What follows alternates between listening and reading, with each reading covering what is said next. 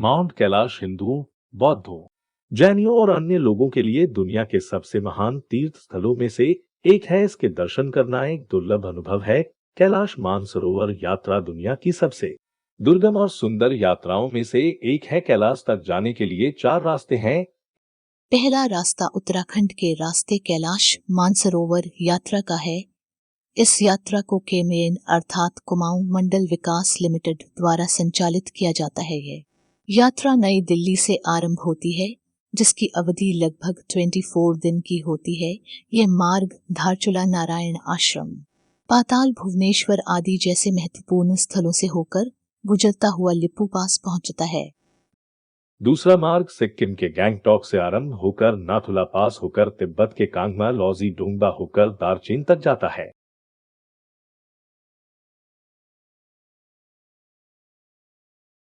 तीसरा मार्ग काठमांडू से शुरू होकर तातोपानी नायलोम संगा बाजार होकर दार्जिलिंग तक जाता है। चौथा मार्ग लखनऊ से आरंभ होता है। यह हवाई यात्रा है, जिसमें हेलीकॉप्टर के जरिए नेपाल के नेपालगंज से सिमिकोट और हिल्सा होकर तकलाकोट तक जाते हैं। उसके आगे की यात्रा मोटर से होती है। इस एपिसोड में हम इस यात्रा के बारे में बात करेंगे। यह यात्रा एक प्राइवेट टूर ऑपरेटर द्वारा करवाई जाती है। यात्रा लखनऊ से आरंभ होती है। दोपहर 12 बजे लग्जरी कोच द्वारा नेपालगंज ले जाया जाता है, जो नेपाल का एक टाउन है। ये दूरी 4 घंटे में पूरी की जाती है। रात्रि स्टे होटल बटिका में किया जाता है। डे 2 को सुबह ब्रेकफास्ट के बाद एक छोटे विमान द्वारा नेपालगंज से सिमिकोट के लिए रवाना होते हैं। नेपालगंज एयरपोर्ट एक छोटा सा एयरपोर्ट है। यहाँ से काठमांडू और सिमिगंज के लिए ही विमान सेवा उपलब्ध है। नेपालगंज से सिमिकोट 1 घंटे में पहुंच जाते हैं।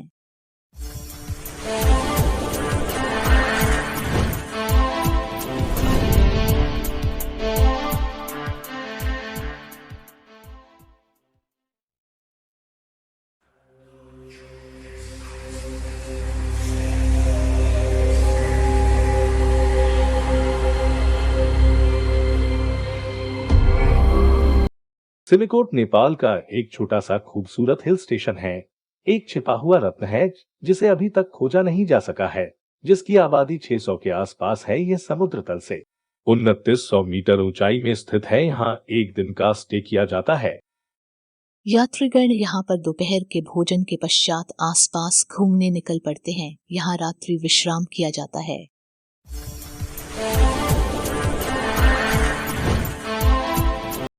डे 3 को यात्रियों को प्रातः सिमिकोट से हिल्सा के लिए हेलीकॉप्टर द्वारा ले जाया जाता है। यह जर्नी 20 मिनट की होती है। यह यात्रा खूबसूरत वादियों तथा बर्फ से ढके पर्वतों के बीच से होते हुए कर्णाली नदी के किनारे बनाए हेलीपैड पर समाप्त होती है। यह नेपाल और तिब्बत की सीमा से लगा एक छोटा सा गांव है। कर्णाली नदी क्रॉस कर सभी यात्री तिब्बत पहुंचते हैं। यहाँ चाइनीज इमिग्रेशन के लिए रुकते हैं।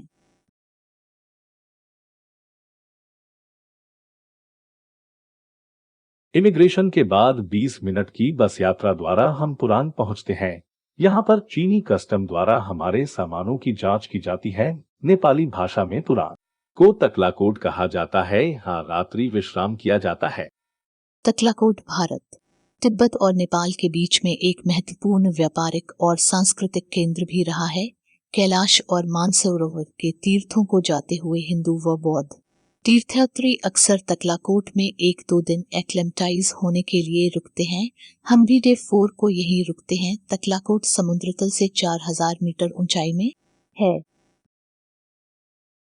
डे 5 को सुबह नाश्ता करने के पश्चात बस द्वारा मानसरोवर लेक के लिए निकलते हैं। रास्ते में आपको पहला चेक पॉइंट पास करना होगा। फिर तकलाकोट से 70 किलोमीटर की दूरी तय करने के बाद हम राक्षस ताल पहुंचेंगे। यह झील समुद्र तल से 4500 मीटर पर है। यह 250 स्क्वायर किलोमीटर क्षेत्र में फैली हुई है। इस झील का पानी नमकीन है। इसके पानी में कोई भी जीव जंतु नहीं रह सकता। ऐसा माना जाता है कि रावण ने इस झील का निर्माण किया था भगवान शिव को प्रसन्न करने के लिए। यहाँ कठोर तपस्या की। इस तपस्या के दौरान रावण प्रत्येक दिन अपना एक शीर्ष इस झील में चढ़ाता था।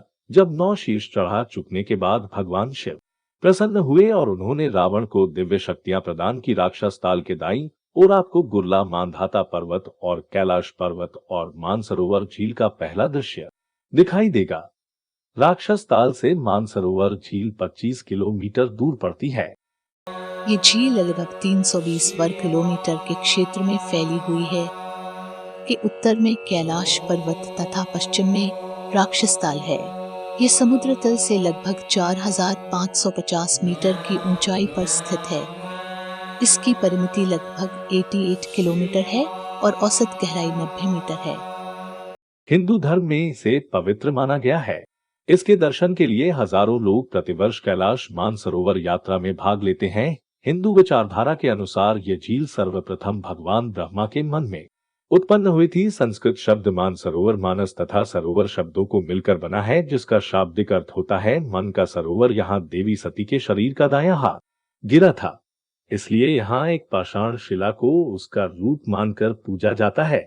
यहाँ शक्तिपीठ है।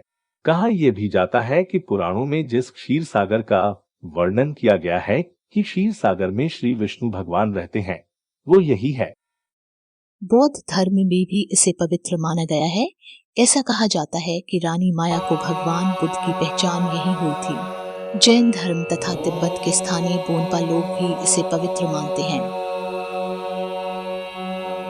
मानसरोवर की लहरों से टकराते दूर क्षितिज पर ऐसा लगता है मानो अप्सराएं वहां नृत्य कर रही हों। मानसरोवर के आकाश का रंग ऐसा नीला है जैसा नीला रंग आज तक नहीं देखा हो। रुई के फाहे से बने आकाश से लटकते बादल अलग अलग आकृतियां बना रहे होते हैं। शिव पुराण में लिखा है कि मानसरोवर में एक बार के स्नान से सारी पीढ़ियां तर जाती हैं।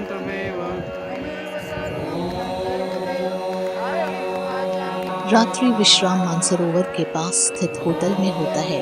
जो यात्री ब्राह्मण मुहूर्त में स्नान करना चाहे वे अगले दिन कर सकते हैं। ब्राह्मण मुहूर्त स्नान का विशेष महत्व है। डे 6 को सभी यात्री सुबह को बस द्वारा दार्जिलिंग को निकल पड़ते हैं। यह दूरी 35 किलोमीटर की है, जो 1 घंटे में हो जाती है। दार्जिलिंग को कैलाश का बेस कैंप कहा जाता है। यहाँ से कैलाश पर्वत के दर्शन होते हैं। यहाँ से 8 किलोमीटर दूर यम द्वार है। यहीं से होकर यात्री कैलाश पर्वत की परिक्रमा को निकलते हैं। यह 55 किलोमीटर की है, जो 3 दिन में पूरी होती है, जो पैदल या घोड़े पर बैठकर की जा सकती है। जो यात्री परिक्रमा नहीं करना चाहते वह वापस दार्जिलिंग आकर होटल में रुक जाते हैं। बाकी समूह के परिक्रमा से आने की प्रतीक्षा कर सकते हैं। यमद्वार से यात्रियों को कैलाश पर्वत के साउथ वेस्ट फेस के दर्शन होते हैं। परिक्रमा के पहले दिन दीरापुख की यात्रा करेंगे। ये कैलाश पर्वत के उत्तरी मुख की यात्रा है। रात्रि स्टे दीरापुख में रहेगा।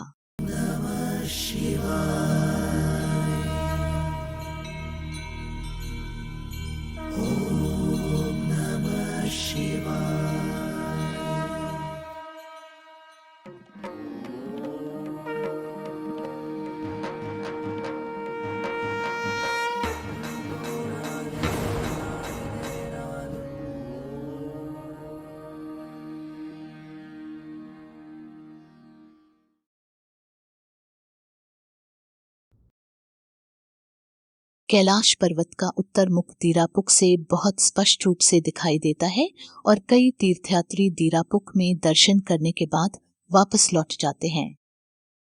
डे 7 जो कि कैलाश परिक्रमा का दूसरा दिन है, हम सुबह सुबह दीरापुख से जुथुलपुख, जो समुद्र तल से 4,600 मीटर ऊंचाई पर है, तक की ट्रैकिंग करेंगे, जो 22 किलोमीटर की है। दीरापुख से डोलमाला पास की चढ़ाई कठिन है।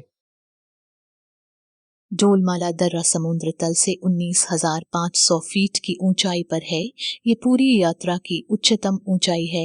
डोलमाला कैलाश पर्वत पर नहने वाली भगवान शिव की पत्नी देवी पार्वती का तिब्बती नाम है। यहाँ पहुंचते हुए हमें कैलाश पर्वत का पूर्वी मुख दिखाई देता है।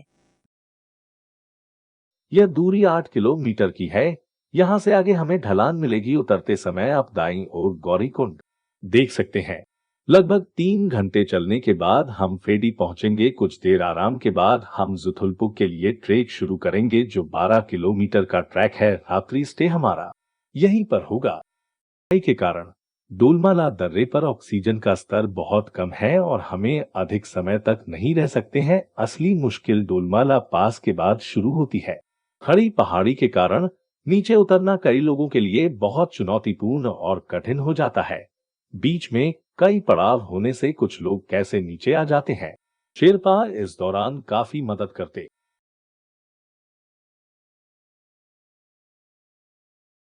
8वां दिन तथा परिक्रमा का तीसरा दिन सबसे आसान दिन है। रात को विश्राम के पश्चात हम सुथुलपुक से दार्चेन के लिए निकलते हैं, जो लगभग 8 किलोमीटर का आसान ट्रैक है, जो हम 3 घंटे में कर लेते हैं। यहाँ से बस द्वारा वापसी के लिए निकलते हैं। हिल्सा में रात को रुकते हैं।